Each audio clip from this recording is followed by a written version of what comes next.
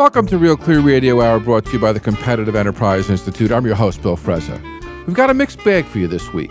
In the second half of our show, we'll speak with Ted Frank, director of the Center for Class Action Fairness at CEI, about pending litigation that could spell the end of Uber. Up first, we're pleased to welcome Ed Latimore. Ed is a professional heavyweight boxer from Pittsburgh, and although I vowed when we launched this program to never do a show on sports, you'll see what makes Ed so interesting. Ed, welcome to the show. Thanks for having me, Bill. Ed, I could describe you as a 30-year-old undefeated heavyweight boxer, or as a physics and electrical engineering student at Duquesne, or as a very thoughtful blogger who writes about personal responsibility. But of course, you're all three, which is what attracted my interest. You grew up in the housing projects of Pittsburgh. Start us out there and give us some sense of your childhood. Growing up in public housing projects, we pretty much all have the same experience, and that experience leads us to repeat the same cycles over and over again. There are a lot of people I know that grow up and end up staying there. You see people who have grandparents there and their whole cousins and family. What was really unique about my experience there is that while we had some family that had continued that cycle, I grew up more or less alone in that respect. That definitely had an influence on how I conducted and carried myself, because I never got a sense of belonging to my environment. And I think that was a very lucky break for me.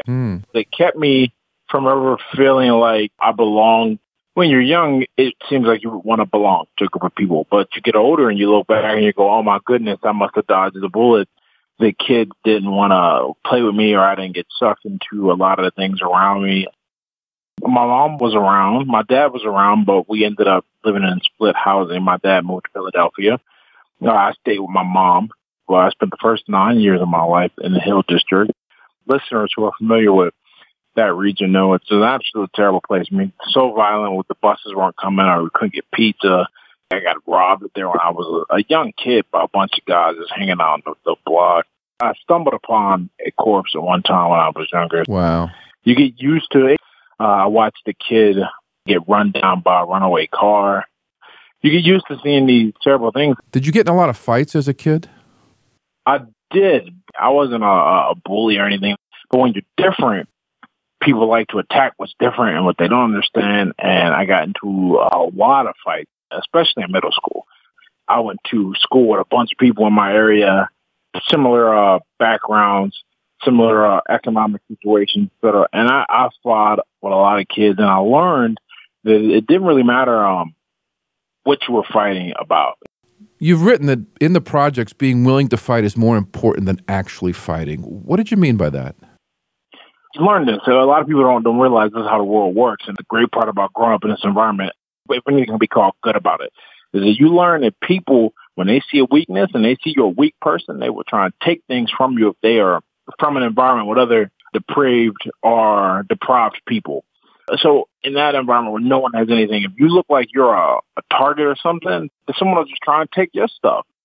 And once they recognize that you're not going to fight for it or you're not going to defend yourself, you become a target. Instead of playing dead and a person going away, you just like when a cat catches a mouse and they kill it and they just bat it around. That's what will happen. You turn into the mouse. They'll bat you around, and other guys will go, that guy right there, we know he's probably got a little bit of money. Let's check him, or let's harass him, or I'm having a bad day. Let's take it out on him. You make a distinction between bullies and what you call genuinely aggressive and violent people. What is that, and how do you best deal with each of them? The difference is a bully is trying to get something from you. Then there are some people, I encountered a few of these people that just like to make things miserable for people around them. A bully, you can deal with. A bully, you can defend yourself against. You can fight back. You can make the attempt to take something from you worth more than what they'll get. So they'll stop trying. Eventually, they'll go, oh, that guy's not worth it, no matter what he has. Genuinely crazy, violent people, man, their whole goal is to just have a bad day and then to make your day as bad. And that's fun for them. So how you deal with them? The bully, you fight back. The genuinely aggressive, violent person, you stay out of their way. And if you can't do that, you have to fight, because no matter what, you can't just take an L, right? You can't just get beat up. And the moment you let that happen, not only are you going to lose just in general, but now you hurt yourself. You have no pride. You have no self-esteem, no character to carry yourself into the next altercation you might have. then people will see you let this guy beat you down, and now you're a target for other people. So no matter what, in the end, it still comes back to fighting. It's just a matter of how aggressive or what the likelihood of a repeat encounter is. With a bully, it goes way down. With these crazy people, I mean, a lot of times you just got to beat the crap out of them out. You got to get some type of interference from an outside powerful source like the law or something, because they're not going to go anywhere. Ed, this certainly toughened you up. And looking at your picture, I'd be scared to death bumping into you in a dark alley. You're so tough looking. Do you run into a lot of prejudice in your everyday life? Absolutely not. I don't know what people think when they first meet me. I only hope that now I'm at the point in my life where maybe a small amount of my reputation precedes me.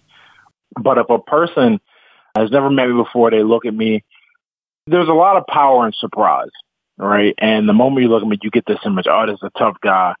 This is not somebody I want to mess with or talk to. And then I like to have a good time and joke and smile or say something completely outrageous to kind of go the other way. It's like a rubber band. Mm. So my image is pulled one direction so far is looking tough and intimidating. So I got to kind of counter that. And being naturally like emotional and mushy and sentimental, that's not me. So my way of softening things is with humor, saying things that are a little edgy, but clearly show that I don't take myself or the world around me to let people know that I'm approachable so they don't get thrown off by this tough, big black guy who boxes and beats people for a living and it looks like, he could hurt them. I never want people to feel that way. Within 2 minutes of talking to me, I think automatically their perception changes, and that's very intentional. That's been honed over years. And I think it draws people in, too. I think when they look at you and they think a certain way and they think you're going to be a certain way and you say certain things and you speak a certain way and you carry yourself a certain way, automatically, not only are they open, but they get curious. And it changes the whole dynamic. You go from being somebody that they are slightly repelled by to someone that now they are attracted to. You turn into a magnet. Ed, you started college straight out of high school, but it did work out for you the first time. Tell us about that.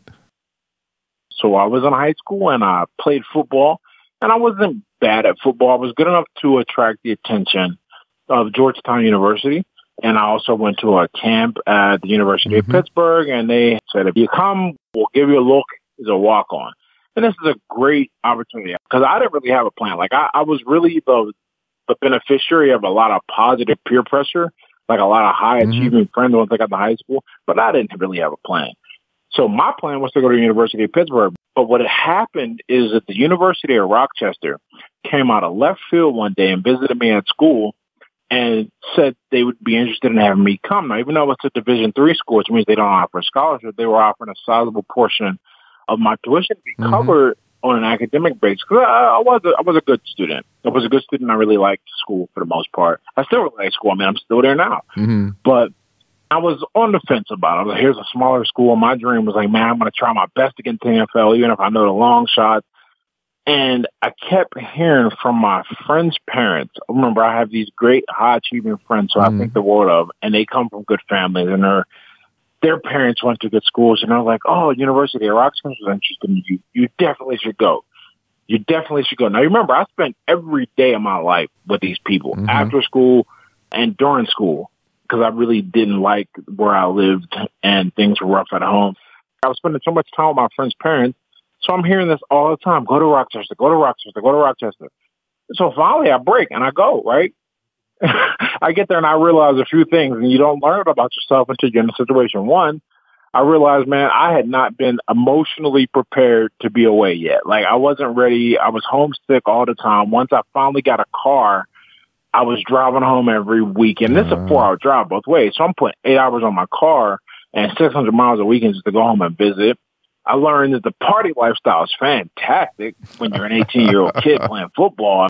So every weekend we're partying in some fashion, or going home, or I'm waking up during the week with some girl, just having a blast and not really paying attention to school. Right. And I wasn't like a crazy genius. I'm not a crazy genius now, but I think I know how to learn. And I didn't realize that was a conscious process. I just kind of took it for granted. So I go into college thinking, man, I'm brilliant. I'm just walk through these classes at all, right? Man, wrong. I didn't put any work in. And I remember a kid saying to me, how'd this happen? you got the lowest GPA on the team. This is a team of football players, man. I'm 19, right? I got the lowest GPA on the team.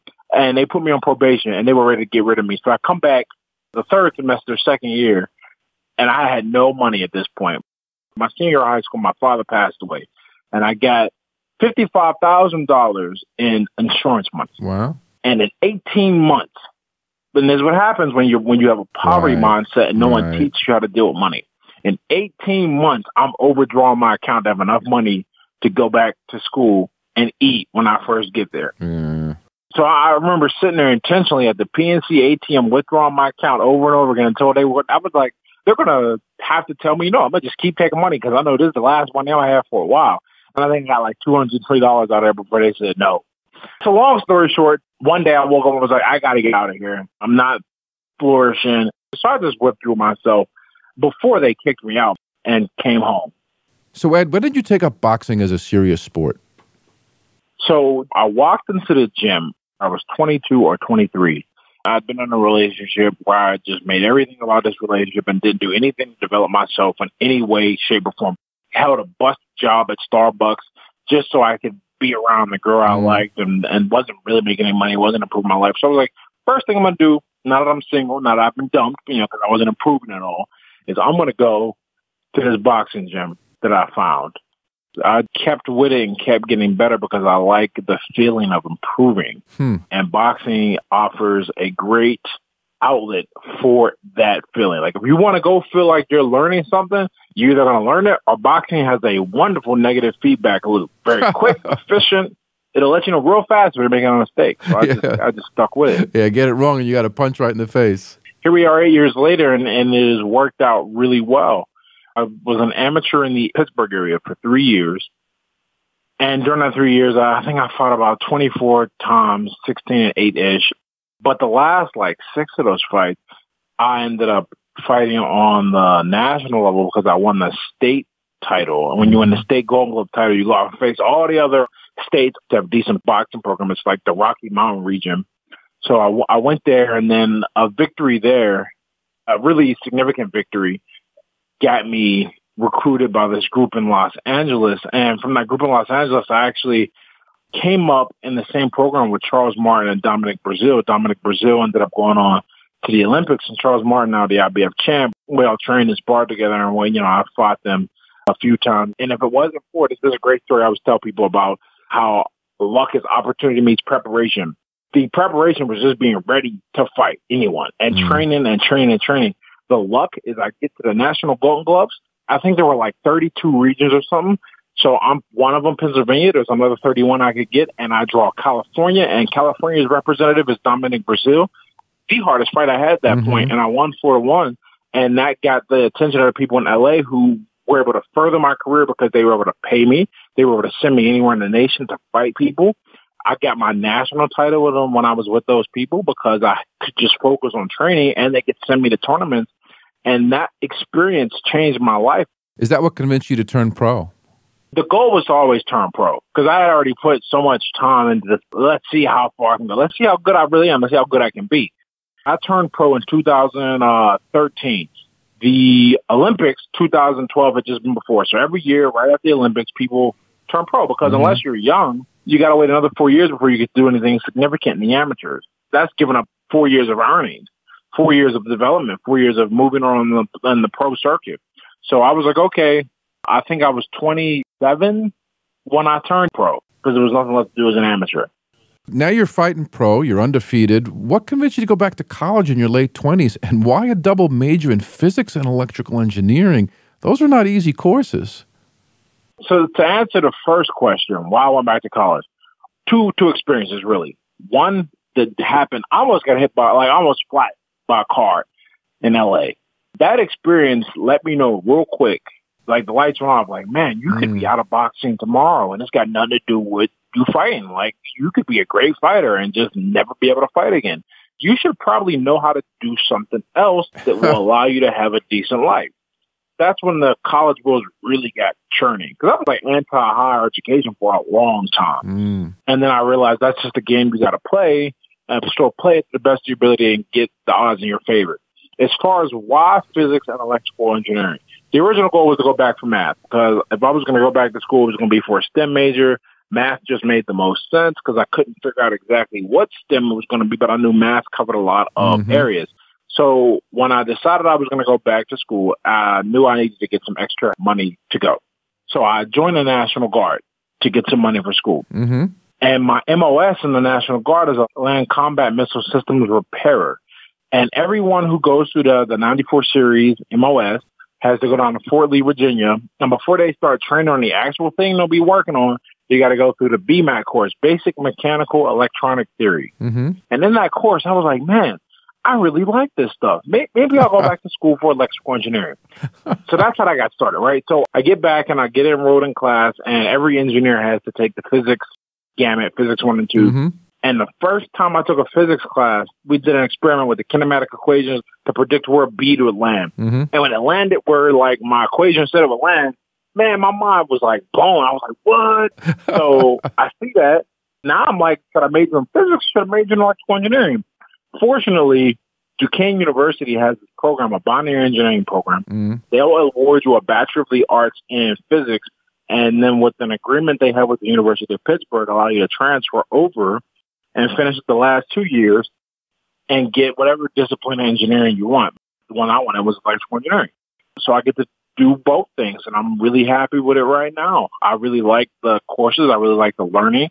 More importantly, I'm getting a better understanding of what math really is, which is once you get past the numbers, it's like art. Like I see pictures in my head. That's the only way I can deal with some of these things, to visualize how it actually works and how the parts fit together, and then come up with a way to represent that numerically. And that helps me so often. Sure. Things just dawned on me, like what E means, right? Yeah. And so now, like, representing any of the trigonometric functions with the difference of, E to an imaginary power is so awesome to me.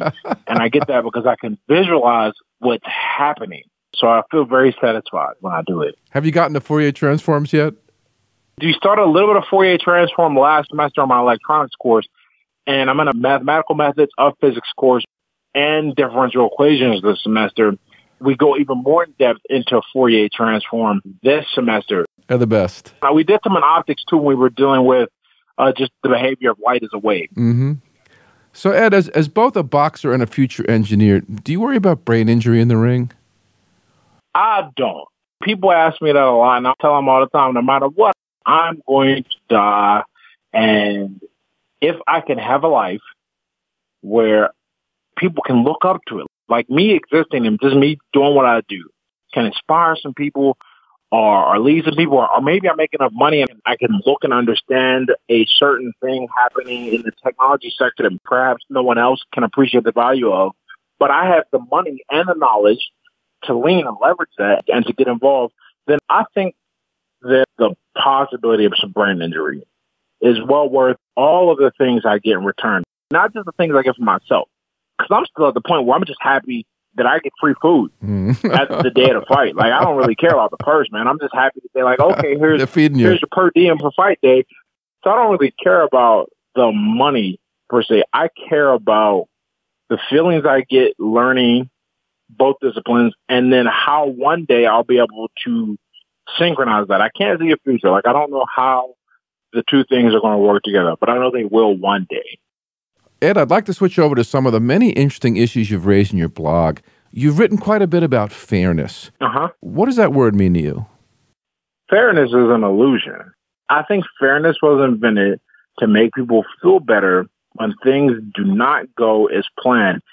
If you do something and for whatever reason you think it should turn out well, but it doesn't, you got to complain about how it's not fair in reality. You just misanalyze. That's it. You had a poor analysis of what was supposed to happen, and you call it unfair instead of calling it what it is. When you go, oh man, I just missed that. So for me, it's not important to be fair. What's important is to be effective. If you're effective, fairness or the idea of fairness works itself out. Ed, you wrote a blog piece titled Self-Control, and in it you said, show me a victim and I'll show you someone who has relinquished self-control in an attempt to abdicate their personal responsibility. There's a lot packed into that sentence. Deconstruct it for us. First of all, victim is a mindset. Things happen to people all the time, right? There is an element of randomness, and then there's evil people in the world. Stuff happens. Mm-hmm. But how are you going to respond to it, okay? When you look at whatever happened and goes, how could I have avoided this? How could I have kept this from happening to me? Then whether there was a way you could have avoided it or not, you're still taking control of the situation and you'll still learn a thing from it. You'll still be able to use that situation, no matter how terrible it is, to be better from it. But the moment you decide that whatever happened to you isn't your fault and there's nothing you could have done about it, then you totally forfeit the ability to learn from it. The universe is crazy like that it'll throw a terrible situation at you and it'll destroy you almost. And that's the lesson. How are you going to learn from it? How are you going to come back? How are you going to be a better person because of what happened to you? You take the victim mentality, you won't be. You'll be destroyed. Ed, paraphrasing a bit here, you've written that no one gives a hoot about you unless you increase what is valuable to them. How did you come across that way of thinking? I came across that way of thinking. It's really basic to me. People who are able to do more for others tend to do a little more for them. And it's not an altruistic thing. It's just simply, man, this guy has some power. Perhaps I should make sure he's on my side. That's how a lot of people interpret that. And then there's the other thing that I kind of developed and grew through my studies of philosophy. No matter what we do it because it's going to make us feel good. Mm-hmm. So you see people volunteering in these soup kitchens and donating their time and money. They're doing it because it makes them feel good. That's the value that the action brings. It's really hard to make someone donate their time and money if they're going to feel horrible about it. They're just not going to do it. At the core of it, people want to be involved with people who can make their life better. That's how the credit system works. They look at you on paper. They go, okay, it looks like this person is going to be able to make us some money because they're likely to pay us back on time. The other person is not likely to pay you back on time or at all, so you don't get a loan. I used to always ask my mom, why do they give loans to people like us who need them? And the reason is because you don't do nothing for them. You're not going to be able to pay the money back. This is giving the money away, and they're not going to feel good about it. It's not an act of charity to the bank, so you still won't get it. You have to make a person feel good. At the root of that, you have to make sure that something they value is increased by dealing with you. Ed, you're 11-0, undefeated as a heavyweight pro going into your next fight, which I believe is scheduled for Saturday, February 27th. How are you preparing? I'm starting to understand the type of fighter I want to be and need to be. That's the biggest difference. My preparation is always eating well, sleeping well, being in the gym every day that I can be, working out. What's happening now, difference between this fight and last fight, is now I know the kind of fight, I know what I got to, the style. Everything that I'm given, I know to put that into a framework of a style instead of just trying to absorb it and you got stuff all over the place. Everything my coach teaches me, now I know to put in is a pressure fighter. All the footwork drills, all the punching, all the combos, that's all got to come from what I do. I'm a smaller heavyweight, which means I got to push the action, and I have to just break a guy's body down completely. Everyone's in good shape, but I got to be in great shape. I mean, I got to be able to fight for 50 rounds at a high pace if I had to, and scare guys. I got to be more intimidating. Well, Ed, we'll be watching you live streamed on PinnacleBoxingChampionships.com. Thanks for being on the show. Thank you. That was heavyweight boxer, blogger, and budding electrical engineer Ed Latimore here on Real Clear Radio Hour, brought to you by the Competitive Enterprise Institute. I'm your host, Bill Frezza. You can check out Real Clear Radio on Facebook or follow us on Twitter at Real Clear Frezza. While you're at it, take a look at RealClearMarkets.com, my go-to place for diverse views on political economics. Today's program was partially underwritten by the generous support of Old Boston Restorations, a Victorian property management company in Boston's South End. Ahead, we'll speak with Ted Frank, director of the Center for Class Action Fairness at CEI, about pending litigation that could spell the end of Uber. Stay tuned.